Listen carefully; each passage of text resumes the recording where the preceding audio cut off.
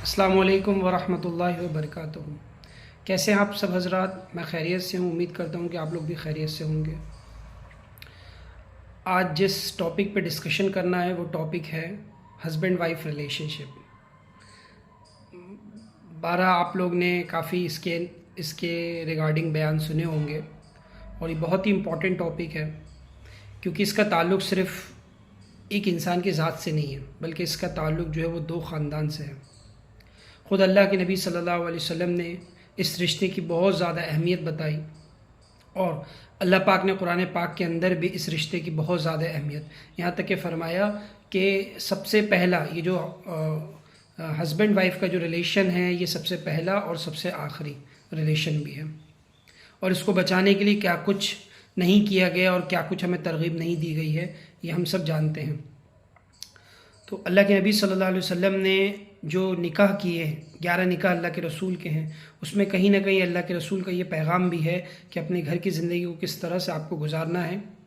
उसके लिए भी एक बहुत डीप मैसेज अल्लाह के रसूल ने हम सबको दिया है कि अल्लाह के रसूल का ताल्लुक़ कैसे था अपनी ज़ौजा से, अल्लाह के रसूल का ताल्लुक़ अपनी बीवियों के साथ कैसा था, किस तरह से अल्लाह के रसूल का उठना बैठना खाना पीना घर की ज़िंदगी थी। अल्लाह के रसूल ने वो हम सबको दिखाया और बताया कि अल्लाह के रसूल सल्लल्लाहु अलैहि वसल्लम जो है इतनी खूबसूरत ज़िंदगी हम सबको दे के गए हैं कि अगर हम सब वो ज़िंदगी अपनाएं तो हम सब की ज़िंदगी जो आज हम देख रहे हैं कि घरों का माहौल कितना ज़्यादा ख़राब हो रहा है और तलाक़ के कितने ज़्यादा केसेस आ रहे हैं, वो सब चीज़ सॉर्ट आउट हो सकती है अगर हम उस ज़िंदगी को अपनाएं कि जिसके अंदर सिर्फ़ अल्लाह के रसूल ने ये फ़रमाया कि देखो तुम्हें जो रिलेशन दिया गया है इसमें एक फितरती तौर पर है, कभी मर्द को गुस्सा आता है तो मर्द को जब गुस्सा आए तो औरत को चाहिए कि वो उसके सामने चुप हो जाए, और जब औरत को गुस्सा आए तो मर्द को भी चाहिए कि वो चुप हो जाए। ये ना सोचे कि मैं मर्द हूँ और अपना मर्दाना जो है वो जाहिर करे कि मैं जो है उसके सामने कैसे चुप हो सकता हूँ। नहीं, ये हमें सीख नहीं दी गई, बल्कि सीख ये दी गई है कि अगर हमें गुस्सा जब आता है तो वो शैतान के ज़ोर की वजह से आता है, तो इसलिए चाहिए कि इसके अंदर बहुत ज़्यादा एहतियात करें। खुद अल्लाह के नबी सल्लल्लाहु अलैहि वसल्लम की ज़िंदगी उठा के देखें कि घर में खाने के लिए खाना नहीं है मगर तमाम बीवियाँ अल्लाह के रसूल से खुश हैं। आखिर वो क्या बात थी? खुशियाँ जो है वो पैसों से नहीं आती, बल्कि खुशियाँ जो आता है वो एक ज़िंदगी से आता है, जो ज़िंदगी अल्लाह के नबी हमें सिखा के गए। खुद अल्लाह के रसूल का ये मामूल था कि हज़रत आयशा अम्मी आयशा रज़ी अल्लाह अन्हा जो बहुत ही कम उम्र थी और आपको जो है वो बहुत सारे कामकाज नहीं आते थे, खुद अल्लाह के रसूल उनकी हेल्प करते थे हर काम के अंदर, कि जो है चाहे वो कपड़े सिलने का मामला हो, चाहे झाड़ू लगाने का मामला हो, है चाहे आटा गूंदने का मामला हो, अल्लाह के रसूल ये काम किया करते थे अपनी बीवी के साथ मिलकर। तो आज के टाइम पर ये चीज़ें बहुत ज़्यादा ज़रूरी हैं। हम देख रहे हैं कि कितने ज़्यादा रिलेशंस जो है वो टूट रहे हैं, घर के ताल्लुकात तलाक़ के कितने ज़्यादा केसेस आ रहे हैं। तो हमें चाहिए कि हम अल्लाह के रसूल की खूबसूरत ज़िंदगी जो अल्लाह के रसूल हमें सिखा के गए हैं वो सीखें कि शौहर और बीवी का रिलेशन कैसा हो, उनके अंदर एक दूसरे के अंदर आपसी अंडरस्टैंडिंग कैसी हो। कि अम्मी आयशा ने फरमाया, अल्लाह के रसूल ने फरमाया कि आयशा मैं समझ जाता हूँ तुम मुझसे कब राज़ी रहती हो, कब खुश होती हो और कब मुझसे नाराज़ हो जाती हो। तो अम्मी आयशा ने फरमाया, अल्लाह के रसूल आप कैसे समझ जाते हैं बताइए। तो अल्लाह के रसूल ने फरमाया कि जब तुम मुझसे खुश होती हो ना तो तुम कहती हो कि मोहम्मद के रब की कसम, और जब तुम मुझसे नाराज़ होती हो तो बोलते इब्राहिम के रब की कसम। हालांकि रब तो दोनों का एक ही है, मगर जब तुम गुस्सा होती हो तो तुम मेरा नाम नहीं लेती हो, इब्राहिम अलैहिस्सलाम का नाम लेती हो। तो अम्मी आयशा हंसने लगी और फरमाया कि अल्लाह के रसूल मेरे दिल में उस टाइम भी आपके लिए बहुत मोहब्बत होती है, मगर जो है मैं आपका नाम नहीं लेती हूँ। तो ये इस दर्जे की अंडरस्टैंडिंग उनके बीच में थी कि वे एक दूसरे के ताल्लुकात को समझते थे, एक दूसरे के इशारों को समझते थे, इस वक्त में हमसे कौन क्या चाह रहा है ये समझते थे वो।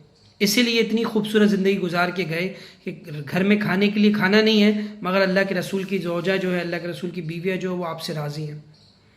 क्या अम्मी आयशा रज़ी अल्लाह जो है घर के अंदर मौजूद हैं, अल्लाह के रसूल घर के अंदर दाखिल हुए और देखा कि अल्लाह के रसूल जो है एक प्याले से पानी पी रहे हैं।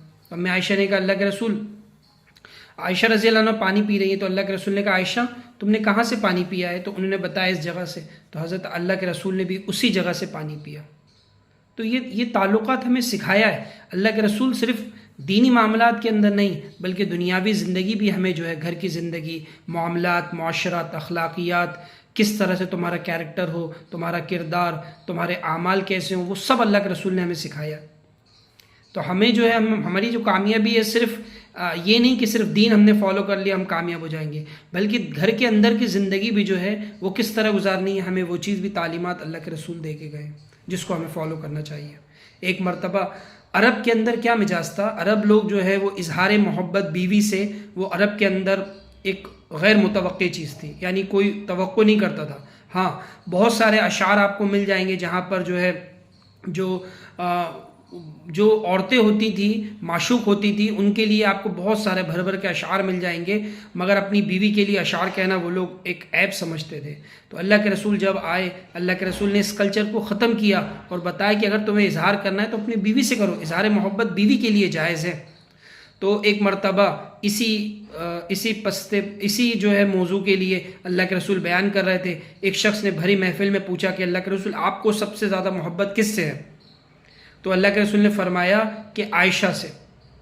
अब वो तवक्को नहीं कर रहे थे, इतने बड़े भरे मजमे के अंदर अल्लाह के रसूल ने जब हज़रत आयशा का नाम लिया तो उन्होंने फिर अपने सवाल को चेंज किया, कहा कि मैं मर्दों में पूछ रहा हूँ। तो अल्लाह के रसूल उसकी नफ्सियात समझ गए कि ये आखिर क्या चाह रहा है, क्योंकि उनके लिए बर्दाश्त नहीं था ना कि बीवी का नाम लिया जाए। तो अल्लाह के रसूल ने जवाब दिया, वो क्या कहा कि आयशा के वालिद अबू बकर से। फिर भी अल्लाह के रसूल ने हज़रत आयशा का नाम लिया।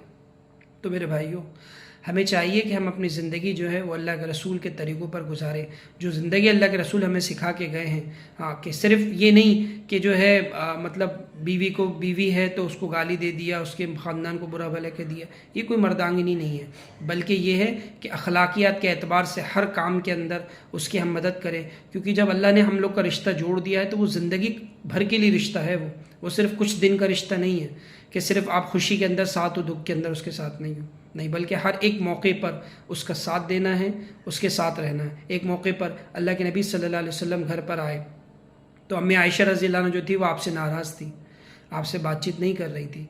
तो अल्लाह के रसूल समझ गए कि आयशा मुझसे नाराज़ है। अल्लाह के रसूल ने अपने हाथ से लुकमा बनाया और अम्मी आयशा रज़ी अल्लाह अन्हा की जो है वो मुँह में खिलाया और वो खाई और वो खुश हो गई। एक मौके पर तारिक जमील साहब जो हैं तश्कील कर रहे थे अपने उनका एक शागिर्द थे मौलाना जुनैद जमशेद, अब तो इंतकाल हो गया उनका, जुनैद जमशेद साहब। तो तारिक जमील साहब ने उनको कहा कि देखो तुम्हारी बीवी तैयार नहीं हो रही है तो तुम ऐसा करो कि तुम जाओ और आज जो है खाना अपनी बीवी को अपने हाथ से खिलाओ, तो देखो इंशाल्लाह वो तैयार हो जाएगी। उन्होंने कहा मौलाना मैं अपने हाथ से खिलाऊँ? बोल रहे हाँ तुम खिलाओ। कह रहे मौलाना शर्म आती है मुझे। तो कहा जब बीवी को मारते हो, गाली देते हो तो शर्म नहीं आती है? अच्छा ठीक है मौलाना मैं ट्राई करता हूँ। वो जुनैद जमशेद साहब घर पे गए, उनको तश्कील थी, उनको जमात में जाना था।